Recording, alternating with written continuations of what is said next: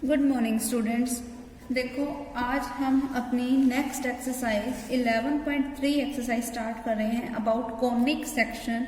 और इसमें जो हमारे पास पहली एक्सरसाइज आएगी हमारे पास वो होगी पैराबोला से रिलेटेड।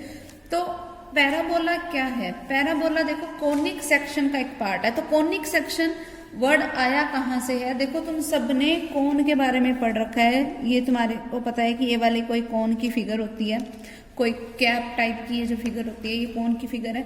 इस कोन के जब हम अलग अलग पार्ट्स कर दें, मतलब कि अगर मान लो कि मैंने ना इस कोन को इस वे में कट कर लिया, ठीक है, इस वे में कि मतलब एक हेमिस्फीयर टाइप शेप, ठीक है। अगर मैंने ऐसे कोई शेप जस्ट बोली है hemisphere, but it does not mean कि ये वाला डिस्टेंस और ये डिस्टेंस सेम है। आगे तक भी मैं इसको कट कर सकती हूँ। तो ये जो ऐसे शेप में कर्व्ड शेप में जब मैं इस कोन को कट करती हूँ तब उस शेप को बोला जाता है पैराबोला। और फर्स्टली जो हमारी जो फर्स्ट एक्सरसाइज है हम पैराबोला के बारे में ही पढ़ेंगे। अब क्योंकि ये पैराबोला बना कैसे है, जब इस कोन में से कोई भी एक पार्ट को कट किया गया है, ठीक है, तो इसीलिए इसको हम किस कैटेगरी में रखते हैं? कॉनिक सेक्शन की कैटेगरी में रखते हैं। तो देखो पैराबोला होता क्या है पहले तो हमें ये पता होना चाहिए। देखो पैराबोला क्या होता है? पैराबोला जैसे अपन सर्कल के बारे में पढ़ते हैं ना कि एक फिक्स्ड पॉइंट से बाउंड्री तक का जो डिस्टेंस होता है वो सर्कल के केस में सेम होता है, और वो फिक्स पॉइंट से और वो सेम डिस्टेंस तक जब हम इस तरीके से कि मान लो ये कोई सेंटर है, इस फिक्स पॉइंट से कोई हम सेम डिस्टेंस पे इस तरीके से मूव करते जाएं तो हमारे पास क्या बनता जाएगा? एक सर्कल बनता जाएगा, ठीक है। लेकिन अब पैराबोला में क्या होता है कि अब भी हमारे पास कोई एक फिक्स पॉइंट रहेगा और इस फिक्स पॉइंट से कोई एक डिस्टेंस हमने ले लिया, ये कोई पर्टिकुलर डिस्टेंस होगा। अब इस डिस्टेंस के बाद हम इसको मूव करवाते जाएंगे, और लेकिन ये जो हम इसको मूव करवा रहे हैं ना वो सेम डिस्टेंस पे मूव नहीं करवा रहे, हम इसको मूव करवा रहे हैं किसी एक कांस्टेंट रेशियो के साथ। कि अगर पहले ये कुछ डिस्टेंस है, फिर एक कांस्टेंट अमाउंट से ये डिस्टेंस धीरे धीरे धीरे धीरे इंक्रीज होता गया अपर डायरेक्शन में भी और नीचे के डायरेक्शन में भी, ठीक है। तो ये जो अब हमारे पास ये जो फिगर बनती है ये वाली, इस फिगर को बोला जाता है पैराबोला, ठीक। अब ये हम इस तरफ से भी बना सकते हैं, हम ये फिगर एक फिक्स पॉइंट यहाँ लेके ऐसे भी बना सकते हैं, एक फिक्स पॉइंट यहाँ लेके ऐसे भी बना सकते हैं, एक फिक्स पॉइंट यहाँ लेके ऐसे भी बना सकते हैं, ठीक है। तो ये चारों तरीके के पैराबोलास पॉसिबल है। जब हम कोई ऐसा पैराबोला बनाएंगे तब उसको बोला जाता है राइट पैराबोला, ठीक है, क्योंकि ये राइट की तरफ बना हुआ है। जब हम इसको इस तरफ से बनाएंगे तब इसको बोला जाता है लेफ्ट पैराबोला। फिर जब हम इसको इस वे में बनाएंगे, ऊपर की तरफ बनाएंगे, तो इसको बोला जाता है अपर पैराबोला। जब इसको नीचे की तरफ बनाए जाएंगे तो इसको बोला जाता है लोअर पैराबोला, ठीक है। चार तरीके के पैराबोलाज होते हैं। फिर अब इसमें हर पैराबोला में अपन ने कोई एक फिक्स पॉइंट लिया। ये जो फिक्स पॉइंट होगा ना, जिस सर्कल में ये जो फिक्स पॉइंट होता है उसको हम सेंटर बोलते हैं। अब पैराबोला में ये जो फिक्स पॉइंट होगा उसको बोला जाता है फोकस, ठीक है। और ये फोकस देखो हमारे पास होता क्या है मैं तुम्हें बताऊं। देखो सबसे पहले ना हम इसका एक बारी इसको रीड्रॉ कर रहे हैं। ये हमारे पास है कोई एक्स एक्सिस, ये हमारे पास है कोई वाई एक्सिस, ये हमारे पास है कोई एक्स डैश, ये हमारे पास है कोई वाई डैश, ठीक है। एक्सिस ले ली हमने सारी। हमने अब करना क्या है? हमने एक पैराबोला ड्रॉ करवाना है, और ये जो पैराबोला की ये जो कर्व है ना उसका इस ओरिजिन के साथ जो इंटरसेक्शन पॉइंट है उसको बोला क्या जाता है इसमें? वर्टेक्स। क्या बोलते हैं इसको? वर्टेक्स। क्योंकि वर्टेक्स ओरिजिन पे है इसीलिए इसके कोऑर्डिनेट्स क्या हो गए? 0 0। अब यहाँ हमने इस पैराबोला को ड्रॉ करने के लिए कोई एक ये फिक्स पॉइंट लिया जिसको हम शो करते हैं कोई एस से, और ये जो फोकस है इसको मैंने बताया ना कि मैं इसको क्या नाम दूंगी? फोकस नाम दूंगी। अब ये जो फोकस है इसके खुद के कोई कोऑर्डिनेट्स होंगे। इसका यहाँ तक का जो डिस्टेंस है अगर मैंने कोई ए ले लिया और एक्स एक्सिस के ऊपर क्योंकि वाई 0 होता है तो इसका मतलब राइट पैराबोला के केस में हमारे पास फोकस क्या हो गया? A0, ठीक है।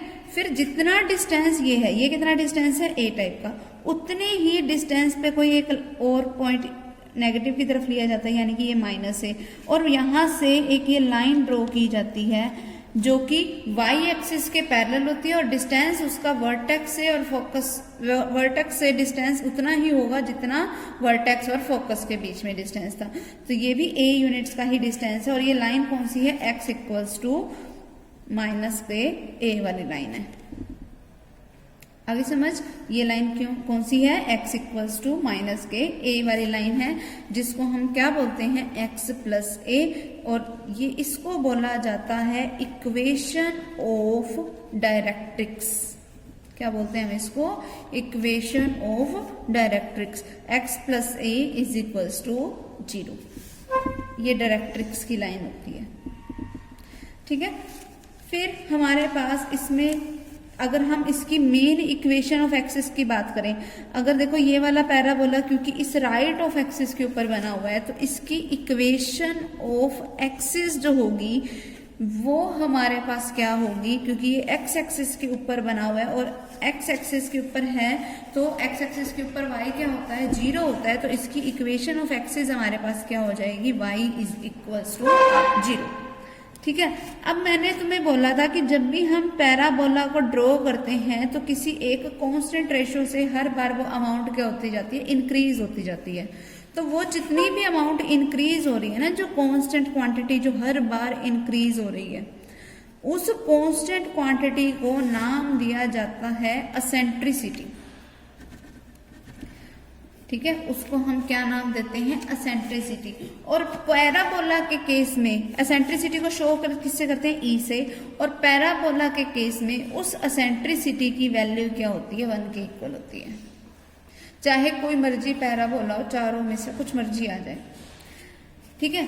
फिर हम बात करते हैं लेटस रेक्टम। लेटस रेक्टम क्या होता है, लेटस रेक्टम एक ऐसी लाइन होती है, ये वाली कोई एक ऐसी लाइन है जो वाई एक्सिस के, ये देखो पैरेलल है, और इसका ये जो डिस्टेंस होता है ना, एक्स एक्सिस से लेके इस बाउंड्री तक का ये जो डिस्टेंस है, वो इस डिस्टेंस के क्या होता है, डबल। अगर ये डिस्टेंस ए है तो मतलब ये डिस्टेंस हो गया 2a, और सेम वो 2a डिस्टेंस नीचे की तरफ हो गया, तो total length of latus rectum क्या हो जाएगी, लेंथ ऑफ लेटस रेक्टम हमारे पास क्या हो जाएगी, 2a ये थी, 2a नीचे की तरफ थी, तो 2a plus 2a means 4a। और अगर हम इक्वेशन ऑफ लेटस रेक्टम की बात करें तो वो देखो हमारे पास क्या होगा, इक्वेशन हम बता रहे हैं लेटस रेक्टम की, तो देखो अब क्योंकि ये वाली जो लाइन है वो x इक्वल्स टू a के डिस्टेंस पे है ना, तो मतलब इक्वेशन ऑफ लेटस रेक्टम हमारे पास क्या हो जाएगी, x is equals to a। आगे समझ, तो यही सब कुछ इस टेबल में शो किया हुआ है। पहली चीज क्या थी, इक्वेशन ऑफ एक्सिस थी, यानी कि जो हमारे पास ये पैराबोला है वो बना किस एक्सिस के ऊपर हुआ है, क्योंकि ये एक्स एक्सिस के ऊपर बना हुआ है और एक्स एक्सिस के ऊपर y 0 होता है, तो इक्वेशन ऑफ एक्सिस क्या हो गई, y इज इक्वल्स टू 0। फिर उसने पूछा हमसे इक्वेशन ऑफ डायरेक्ट्रिक्स क्या है। इक्वेशन ऑफ डायरेक्ट्रिक्स वो लाइन होती है जो इक्वेशन ऑफ एक्सिस के परपेंडिकुलर भी होती है, ठीक है, इक्वेशन ऑफ एक्सिस के परपेंडिकुलर भी होती है, और दूसरी चीज बिल्कुल पैरेलल किसके होती है, वाई एक्सिस के पैरेलल होती है, और इसका जो वर्टेक्स से डिस्टेंस है ना वो सेम उतना ही है जितना वर्टेक्स और फोकस के बीच में है। अब वर्टेक्स और फोकस के बीच में a डिस्टेंस है, तो मैंने इनका डिस्टेंस भी a लिया, क्योंकि फिर ये नेगेटिव ऑफ एक्सिस की तरफ है, तो मतलब इक्वेशन ऑफ डायरेक्ट्रिक्स क्या हो जाएगी, x equals to minus a means x plus a is equals to 0, ठीक है। फिर उसके बाद मैंने तुम्हें इसका फोकस बताया था, वो हो गया a0। फिर लेंथ ऑफ लेटस रेक्टम में तुम्हें बता चुकी 2a ये रही, तो टोटल कितनी हो गई 4a। फिर अगर मैं इक्वेशन ऑफ लेटस रेक्टम की बात करूं, अगर ये मेरे पास लेटस रेक्टम की लाइन है तो इसकी इक्वेशन क्या हो जाएगी, देखो अब ये वाली लाइन है जो कि y एक्सिस के पैरेलल है और इस फोकस में से पास आउट हो रही है। देखो ये लेटस रेक्टम क्या होता है कि जो एक तो इक्वेशन ऑफ एक्सिस के परपेंडिकुलर हो और फोकस में से पास आउट हो रहा हो, ठीक है। फिर वो मेरे पास है क्या, x इक्वल्स टू a। फिर आती है एक और चीज, equation of tangent. Equation of tangent भी मैं तुम्हें बता देती हूँ। देखो टेंजेंट क्या होता है कि जब भी जैसे हम सर्कल की बात करते हैं तो सर्कल के ऊपर हम कोई एक टेंजेंट ड्रॉ करते हैं ना, सर्कल के ऊपर हम कोई एक टेंजेंट ड्रॉ करते हैं तो वो किसी भी कर्व फिगर को किसी एक सिंगल पॉइंट पर टच करते हुए जाता है। तो अब ये जो कर्व फिगर है सिंगल पॉइंट पर टच करते हुए तो ये वाली लाइन जा रही है, तो ये है इसके लिए हमारे पास इक्वेशन ऑफ टेंजेंट। ठीक है, इक्वेशन ऑफ टेंजेंट क्या होती है, जो एक तो वर्टेक्स से पास आउट हो रही हो और इस पर्टिकुलर पॉइंट के क्या हो, परपेंडिकुलर भी हो। अब ये वाली लाइन है, इसका मतलब इक्वेशन ऑफ टेंजेंट। ठीक है, तो ये जो इक्वेशन ऑफ टेंजेंट है यानी कि ये वाई एक्सिस वाली लाइन है। अब वाई एक्सिस वाली लाइन पे x क्या होता है, 0, तो इसके लिए राइट पैराबोला के लिए इक्वेशन ऑफ टेंजेंट क्या हो जाएगी, x इज इक्वल्स टू 0। ठीक है, तो हमारे पास ये हो गया। देखो इक्वेशन ऑफ एक्सिस में तुम्हें बता दिया, इक्वेशन ऑफ डायरेक्ट्रिक्स बता दिया, वर्टेक्स बता दिया, फोकस बता दिया, equation of tangent at the vertex बता दिया हमने, फिर लेंथ ऑफ लेटस रेक्टम बता दिया, इक्वेशन ऑफ लेटस रेक्टम हमने बता दिया।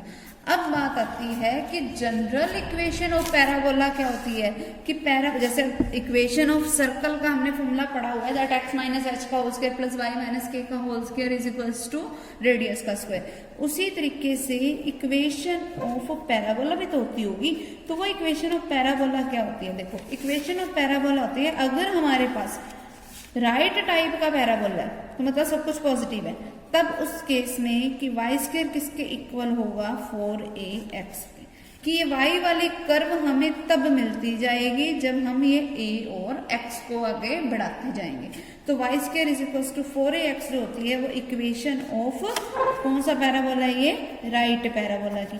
अगर हम बात करते हैं लेफ्ट वाले पैराबोला की तो कुछ भी फर्क ना होता, बस लेफ्ट वाले में क्या हो जाता, y square is equal to आगे सिर्फ एक क्या लग जाता, माइनस का साइन, क्योंकि यहाँ इस तरह बनती लेफ्ट पैराबोला के लिए, तब x क्या हो जाता हमारा नेगेटिव। ओके, फिर जब हमारे पास हम बात करते हैं अपर पैराबोला की यानी कि y के पॉजिटिव वाले डायरेक्शन की, तो y के पॉजिटिव डायरेक्शन तब उसकी मेन एक्सिस का काम कौन करती, y एक्सिस करती, तो x धीरे धीरे इंक्रीज होता। तब इसका मतलब अपर वाले पैराबोला के लिए हमारे पास बनता क्या, x square is equals to 4ay, और लोअर पैराबोला के लिए हमारे पास बनता क्या, x square is equals to minus का 4ay, क्योंकि लोअर वाले के लिए हम ये नीचे की तरफ आते हैं। आगे समझ क्लियर है, इस तरीके से हमारे पास ये बनते जाते हैं। अब देखो, अब जैसे मैं तुम्हें यहाँ पर बताऊँ, मैं तुम्हें ये सारा कुछ बता चुकी हूँ। अब देखो अगर हम जैसे अब लेफ्ट वाले पैराबोला की बात करेंगे, ये टेबल ध्यान से देखना, लेफ्ट वाले पैराबोला में क्या होगा, मैं तुम्हें फिगर भी बता रही हूँ साथ में, और वो भी देखो, ये हमारे पास हो गई कोई y वाली एक्सिस वाली लाइन, ठीक है, फिर ये हमारे पास होगी कोई x, ये होगी हमारे पास x डैश, ये होगी हमारे पास y, ये हमारे पास कोई होगी y डैश, इस तरीके से ये हमारे पास कट होता जाएगा। ये हमारे पास वर्टेक्स है तो 0 0 होगा, ठीक है। फिर ये अगर मैंने कोई फोकस वाला कोई s पॉइंट ले लिया तो अब ये नेगेटिव ऑफ x एक्सिस की तरफ है, तो फोकस पॉइंट के कोऑर्डिनेट्स क्या हो गए हमारे पास, माइनस का a और 0।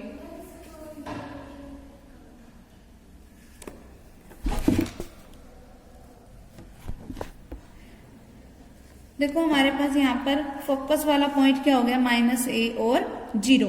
अब जितना डिस्टेंस वर्टेक्स और फोकस के बीच में है उतने ही डिस्टेंस पे मुझे इक्वेशन ऑफ डायरेक्ट्रिक्स बतानी है। अब अगर ये डिस्टेंस a है तो मतलब मुझे a ही डिस्टेंस लेना है यहाँ से भी। तो अब क्योंकि ये पॉजिटिव ऑफ x एक्सिस की तरफ है तो इसके लिए मेरे पास इक्वेशन ऑफ डायरेक्ट्रिक्स क्या बन जाएगी,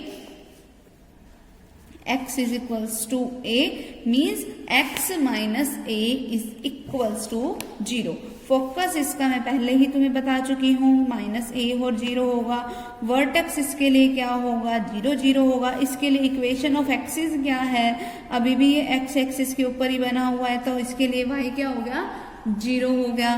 फिर लेटस रेक्टम की बात की जाए, लेंथ ऑफ लेटस रेक्टम वो 2a और 2a, क्योंकि लेंथ की बात है तो वो मुझे पॉजिटिव ही लेनी है, तो लेंथ ऑफ लेटस रेक्टम क्या हो जाएगा, 4a के इक्वल, ठीक है।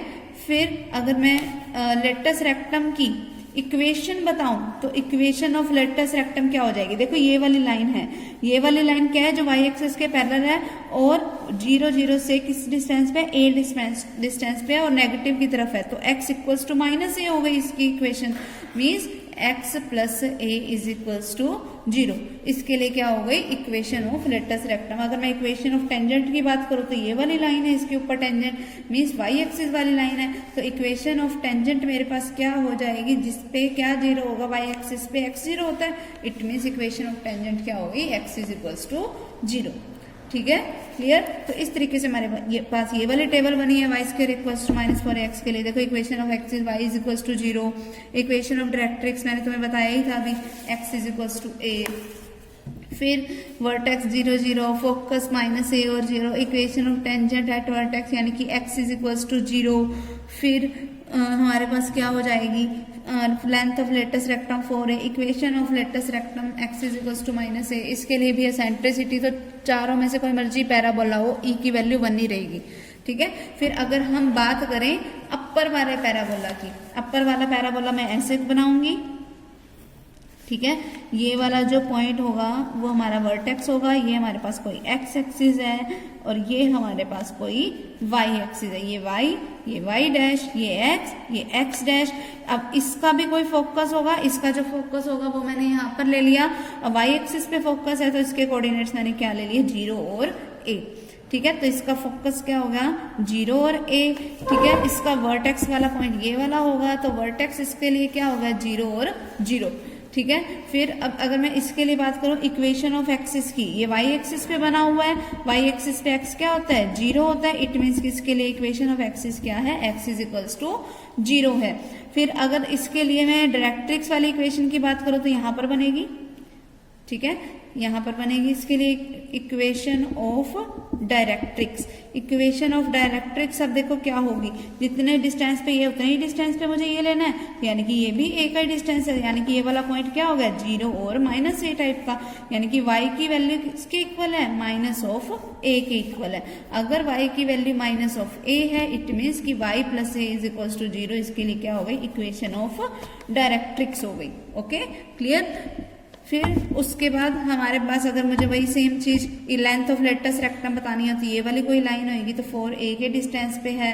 और अगर मुझे इसके लिए इक्वेशन ऑफ लेटस रेक्टम बतानी हो, इक्वेशन ऑफ लेटस रेक्टम क्या होगी, इस लाइन की इक्वेशन, ये लाइन कैसी है, जो x एक्सिस के पैरेलल है और y से किसी a डिस्टेंस पे, इट मीन्स कि y इक्वल्स टू a। इसके लिए क्या हो जाएगी, इक्वेशन ऑफ लेटस रेक्टम। ठीक है, फिर अगर मुझे इक्वेशन ऑफ टेंजेंट बतानी है तो ये वाली लाइन इक्वेशन ऑफ टेंजेंट का काम करती है, यानी कि x एक्सिस करती है इक्वेशन ऑफ टेंजेंट का काम। तो इक्वेशन ऑफ टेंजेंट मेरे पास क्या हो गई, y is equals to 0। Okay, x axis पे y 0 होता है ना, ये वाला लाइन इक्वेशन ऑफ टेंजेंट का काम करिए यहाँ पे, तो y इज इक्वल्स टू 0 हो गई। और राइट पैराबोला है तो इसके लिए हमारे पास जनरल इक्वेशन क्या बनेगी, x square is equals to 4ay हो जाएगा। इसके लिए क्यों, क्योंकि ये y एक्सिस पे बना है तो x की वैल्यू y पे डिपेंड करेगी। ठीक है, फिर लोअर वाले के लिए तुम अपने आप बना के देखना क्या बनेगा, equation of x is x equals to 0, equation of directrix y is equals to a, फिर ये 0 0 हो गया हमारे पास क्या वर्टेक्स, फिर फोकस 0 और -a, equation of tangent at the vertex y is equals to 0, length of latus rectum 4 है, and equation of latus rectum क्या हो जाएगी, y is equals to -a। और अगर मुझे जनरल फॉर्म ऑफ पैराबोला बतानी हो, पैराबोला की जनरल इक्वेशन की फॉर्म, देखो ये तो हमने पैराबोला तब बोले जब इनका वर्टेक्स क्या था, 0 0 था। अगर वर्टेक्स हम 0 0 लेने की बजाय, मान लो कि भाई ये हमारे पास कोई x एक्सिस है, ये हमारे पास कोई y एक्सिस है, अगर मैं पैराबोला यूं बनाने की बजाय कोई कुछ डिस्टेंस पे बना लूँ और फिर यहाँ इसका कोई फोकस टाइप वगैरह ले लूँ, तब उस टाइम पे हमारे पास पैराबोला की जनरल इक्वेशन क्या होगी, a square plus b square, क्योंकि अब इसका सेंटर मैंने कोई ले लिया h और k। ठीक है, अब जरूरी नहीं कि मैंने इसको यहाँ x एक्सिस के ऊपर ही बनाना है, मैं ऐसा भी तो ले सकती हूँ, ये x एक्सिस, ये मेरे पास कोई y एक्सिस, मान लो मैंने पैराबोला यहाँ बना लिया, तो यहाँ पर ये वाला कोई पॉइंट पे फोकस होएगा, तो अब ये इससे a डिस्टेंस पे भी है और b डिस्टेंस पे भी है। ठीक है, ये फोकस वाला पॉइंट, और ये इसका सेंटर मैंने कोई ले लिया h और k, तो तब मेरे पास क्या बनेगा, a square plus b square into में x माइनस h का whole square plus y minus k का whole square is equals to ax plus by plus c का होल स्क्वायर।